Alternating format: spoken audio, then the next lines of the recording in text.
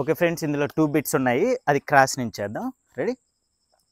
Leg lift చేసి kick, మళ్ళీ leg lift చేసి కిక్, దించేసి లెగ్ లిఫ్ట్ చేసి కిక్, లెగ్ లిఫ్ట్ చేసి కిక్. ఇలా 4 కౌంట్స్ ఫ్రెండ్స్. 4 కౌంట్స్ తర్వాత only left shoulder left తట్టినట్టు 1 2 3 4.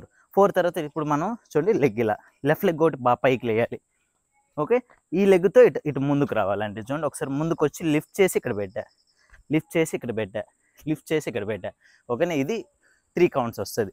Hand చూడండి ఇలా ఫోల్డ్ చేసుకొని ఈ హ్యాండ్ కూడా పైకి పెట్టుకుంటాం. 1 కిందకి దించుతాం, 2 మళ్ళీ 3. ఓకేనా? కలుపుదాం. రెడీ? 1 2 3 4 5. ఇది ఫస్ట్ బీట్ ఫ్రెండ్స్, అర్థమైందా? ఇప్పుడు దీనిలోని సెకండ్ బీట్, మళ్ళీ ఇది కూడా సైడ్లో నుంచి వస్తుంది. అక్కడ వచ్చి హీరోయిన్ పట్టుకుంటారు, కానీ మనం సింగిల్గా వేసేవాడు జస్ట్ బెల్ట్ పట్టుకున్నాం. ఒకవేళ డూ ఇట్ అయితే ఇలా హిప్ పట్టుకోవాలి అక్కడ. రెడీ? జస్ట్ ఇలా బెల్ట్ 1 2 హిప్, 3 4 5 6 7 8 అయిపోతుంది కదా.